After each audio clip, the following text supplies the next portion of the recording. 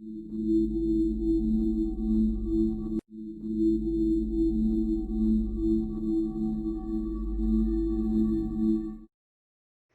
students, welcome to my YouTube channel Learner's Destination. I am Preeti Narwal, your maths teacher. As you know, हम chapter 5 पढ़ रहे थे. Chapter 5 में अभी तक हमने एक्सरसाइज 5.1 में कॉन्टिन्यूटी के बारे में जितना भी क्वेश्चंस थे, बेसिक डेफिनेशन थे, अलजेब्रा था, वो सारी चीजें हम पढ़ चुके थे. अब चैप्टर 5 में एक नया टॉपिक शुरू होगा हमारा differentiability. As you know, chapter का नाम ही क्या है? Continuity and differentiability. कॉन्टिन्यूटी के बारे में हम पढ़ चुके हैं. अब इस चैप्टर में हम फर्दर किसके बारे में पढ़ेंगे? डिफरेंशिएबिलिटी के बारे में पढ़ेंगे. तो सबसे पहली बात, डिफरेंशिएबिलिटी की डेफिनेशन की बात कर लेते हैं कि डिफरेंशिएबिलिटी की डेफिनेशन क्या है. मान लीजिए एफ हमारा कोई भी रियल वैल्यूड फंक्शन है.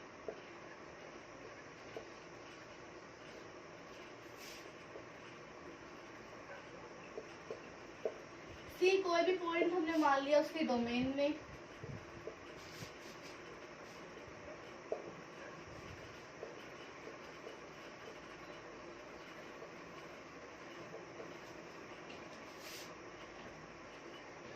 देन क्या हमारी डेफिनेशन है इसकी कि limit h approaches to 0 f of c plus h minus f of c upon h. ये चीज और फर्दर क्या बोली जाती है कि ये लिमिट जो है ये एग्जिस्ट करती है, तो इसको हम बोलेंगे फंक्शन का डिफरेंशिएशन. किस पॉइंट पर चेक किया? अभी हमने सी पर चेक किया. क्या डेफिनेशन है? एफ को एक रियल वैल्यूड फंक्शन है. सी हमने उसके डोमेन में से कोई भी एक जनरल पॉइंट कंसिडर किया. एच हमारा कोई भी एक स्मॉल, कोई भी एक मार्जिन से एक नंबर हम बोल सकते हैं, उस पर हमने चेक किया कि limit H approaches to 0 F of C plus H. वैसे आपको दिखाई भी दे रहा होगा. अगर हम ग्राफिकली बात करें, मान लो ये हमारा फंक्शन है कुछ इस तरीके से. ये पॉइंट है हमारा सी, बिल्कुल नैरो मार्जिन से ये पॉइंट है हमारा सी प्लस एच. ये इनके बीच का जो मार्जिन है ये क्या है? हमारा एच. तो इनके बीच का डिफरेंस, और अगर इसका ये एच क्या हो जाए, धीरे धीरे 0 के इक्वल बन जाए, तो इसी को हम कहते हैं उस फंक्शन का डिफरेंशिएशन चेक करना. क्या बोलते हैं उस फंक्शन का? डिफरेंशिएशन. अगर ये लिमिट एग्जिस्ट कर जाती है तो हम बोलेंगे कि फंक्शन हमारा क्या है? डिफरेंशिएबल है इस पर्टिकुलर पॉइंट के लिए. ठीक है.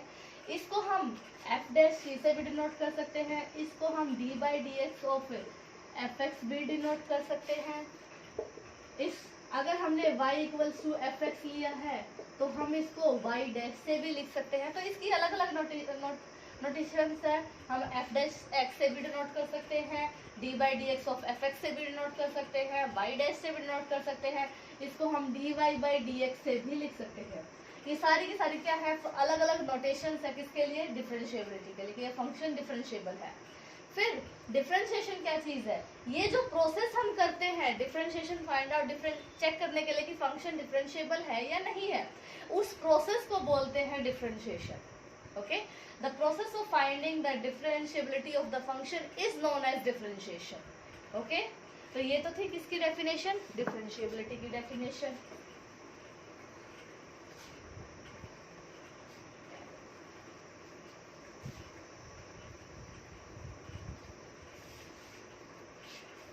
अब बात आती है अलजेब्रा ऑफ डिफरेंशिएशन कि अगर हम अलजेब्रा की बात करें, जैसे हमने कॉन्टिन्यूटी के केस में अलजेब्रा पढ़ा था, वैसे ये अलजेब्रा ऑफ डिफरेंशिएशन भी है.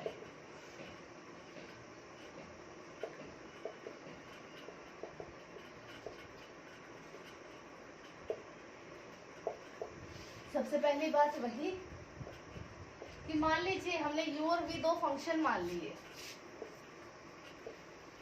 u and v two function. और कैसे फंक्शन है ये वो फंक्शन है जो डिफरेंशिएबल है. दैट मीन्स वो जो हमने अभी डिफरेंशिएबिलिटी की डेफिनेशन पढ़ी थी, वो लिमिट इनके लिए एग्जिस्ट करती है. तो सबसे पहली बात है, अगर ये दोनों फंक्शन है तो इनका u प्लस वी हो या u माइनस वी हो, इस पर अगर हम डिफरेंशिएशन लगाते हैं डी बाई डी एक्स, तो वो किस तरीके से होगा? फिर से जैसे हमारी लिमिट अलग अलग ओपन होती है, वैसे ही हमारा ये भी अलग अलग ओपन होगा. और क्या हो जाएगा? D by D X of U plus D by D X of we.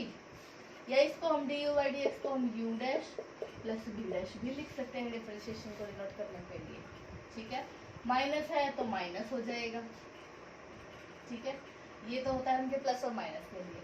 अगर बात आ जाए मल्टीप्लाई के लिए कि दो फंक्शन है और उनकी मल्टीप्लाई है u इंटू v, इस तरीके से है, इसको हम प्रोडक्ट रूल बोलते हैं। क्या बोलते हैं? Product rule. तो इस केस में हमारा क्या होगा, हम एक फंक्शन को एज इट इज छोड़ देंगे और दूसरे का डिफरेंशिएशन करेंगे। अब जो फंक्शन छोड़ा गया था उसका डिफरेंशिएशन होगा और दूसरे की उसके साथ एज इट इज मल्टीप्लाई हो जाएगी। इसको हम बोलते हैं प्रोडक्ट रूल।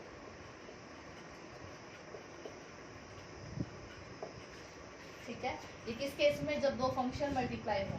तो मल्टीप्लाई के केस में ऐसा नहीं D by D x into D by D x जैसा हमारी लिमिट में अलग अलग अप्लाई होगा मल्टीप्लाई, नहीं।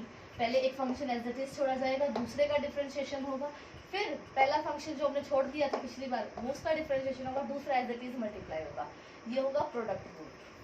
थर्ड वन आता है जब दो फंक्शन हमारे क्या हो, डिवीजन में हो और हमें उसका डिफरेंशिएशन निकालना हो। ठीक है। तो इस केस में हमारा क्या होगा, जो क्वेश्चन नीचे आपके डिवीजन में है उसका स्क्वायर, ओके। अब जो डिवीजन में आया है वो आपका क्या रहेगा, एज इट इज, और जो ऊपर वाला फंक्शन है उसका डिफरेंशिएशन, ओके।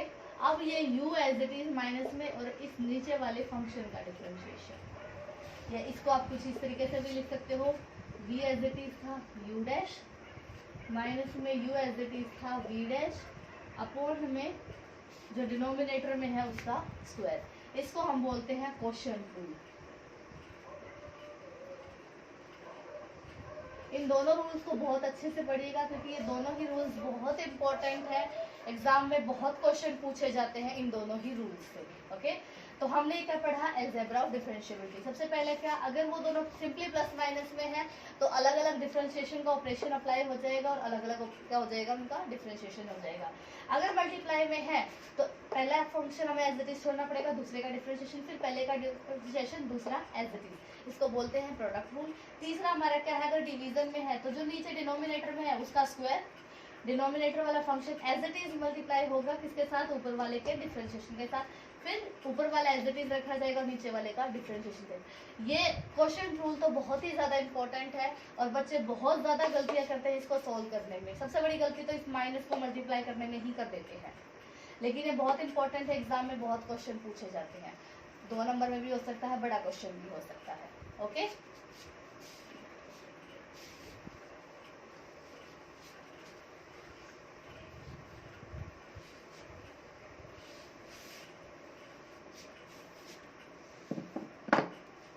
अलजेब्रा के बाद अगर काम बात आती है, एक और रूल हम इसके अंदर पढ़ते हैं, वो होता है हमारा चेन रूल।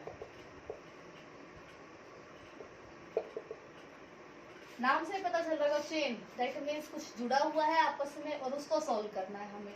ये हम यूज करते हैं जब हमारा फंक्शन कैसा हो, कंपोजिट फंक्शन हो। कंपोजिट फंक्शन जो हमने पिछले फर्स्ट चैप्टर में हमने पढ़ा था, सेकेंड में हमने पढ़ा था कंपोजिशन ऑफ फंक्शंस, वही कंपोजिट फंक्शन अगर हमें गिवन हो तो हमें कैसे उसका डिफरेंशिएशन निकालना है।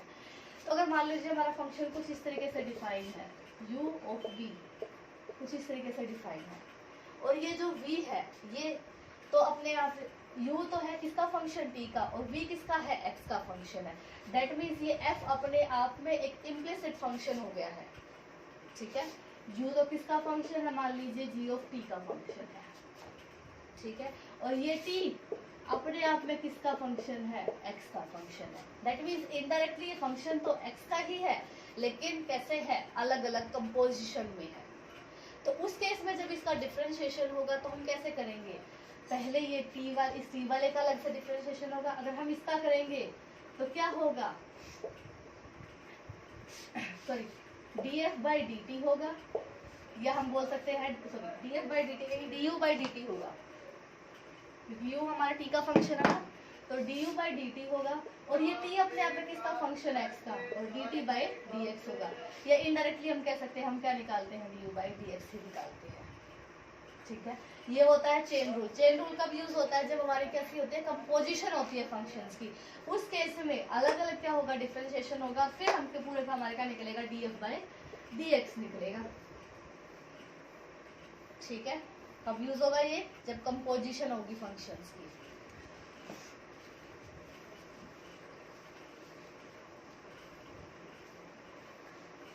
अब जैसे कि आपको पता है कि चैप्टर हमारा क्या है, कॉन्टिन्यूटी एंड डिफरेंशिएबिलिटी। इसका मतलब ये कॉन्टिन्यूटी कहीं ना कहीं डिफरेंशिएबिलिटी से क्या होगी, लिंक होगी।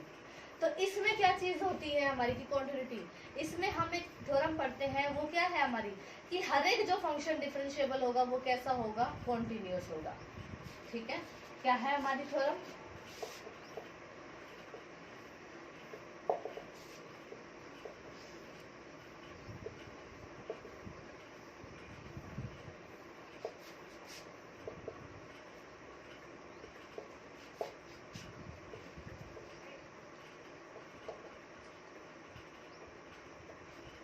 कि हर एक डिफरेंशिएबल फंक्शन क्या होगा, कॉन्टिन्यूअस भी होगा।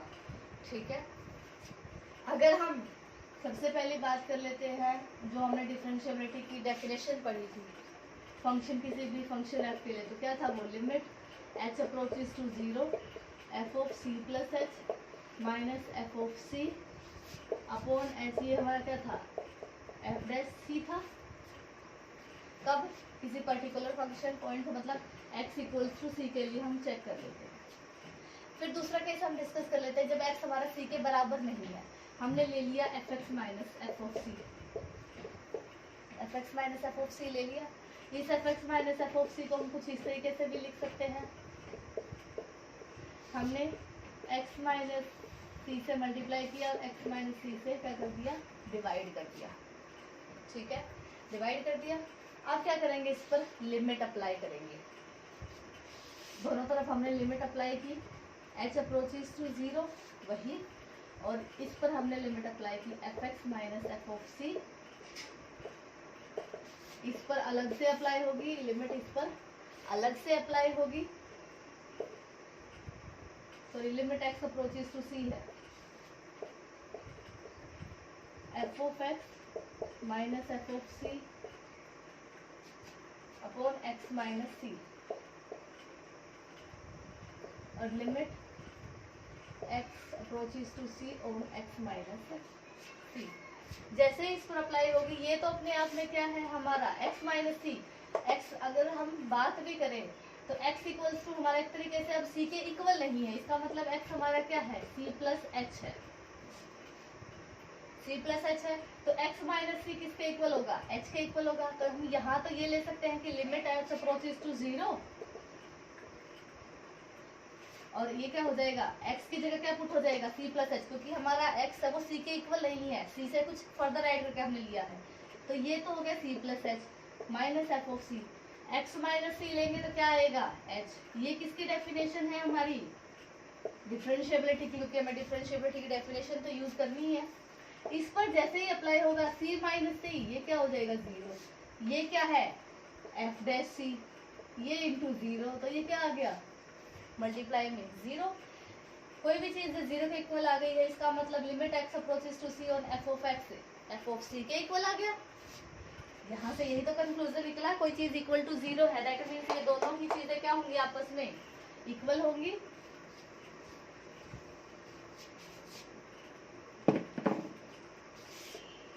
क्या है, limit x approaches to C on F of X equals to F of C. ये डेफिनेशन किसकी है, कॉन्टिन्यूटी की। कॉन्टिन्यूटी की डेफिनेशन में हम यही तो पढ़ते थे कि किसी पर्टिकुलर पॉइंट के लिए फंक्शन कॉन्टिन्यूअस कब होगा, जब उस फंक्शन की लिमिट की वैल्यू फंक्शन की वैल्यू के इक्वल आ जाए, तो हम क्या बोलेंगे, फंक्शन कैसा है, कॉन्टिन्यूअस है। हमने यहाँ डिफरेंशिएशन की डेफिनेशन को यूज करते हुए कहाँ पहुंचा दिया, कॉन्टिन्यूटी में। तो हमने क्या चीज प्रूव कर दी कि जो भी डिफरेंशिएबल फंक्शन होगा वो कैसा होगा, कॉन्टिन्यूअस होगा। लेकिन इसका रिवर्स जरूरी नहीं ट्रू हो कि हर एक कॉन्टिन्यूअस फंक्शन डिफरेंशिएबल हो, ये जरूरी नहीं है, लेकिन हर एक डिफरेंशिएबल फंक्शन कैसा होगा, कॉन्टिन्यूअस होगा। ओके, तो आज के लिए सिर्फ इतना ही। आज मैंने कुछ भी जो भी इंपॉर्टेंट डिफरेंशिएशन से रिलेटेड टर्म्स थी, जो जो हमें रूल्स पढ़ने थे वो मैंने बता दिए हैं। इसके क्वेश्चंस हम अगले एक्सरसाइज में डिस्कस करेंगे। आई होप आपको यहाँ तक अच्छे से समझ में आ गया होगा। जो भी डाउट रह जाए वो कमेंट में पूछिएगा ज़रूर, और अगर चैनल पर नए हैं तो वीडियो को लाइक कीजिए, सब्सक्राइब कीजिए, और जो भी आपको लगता है यूजफुल है तो अपने फ्रेंड्स के साथ, सबके साथ शेयर कीजिए वीडियो को, ताकि सबको इस पर्टिकुलर टाइम में क्या मिलते रहे, वो पढ़ाई से दूर ना हो, अच्छे से पढ़ते रहें इस टाइम में। यहाँ तक अच्छे से पढ़िएगा और अपना और अपनी फैमिली का ध्यान रखिएगा।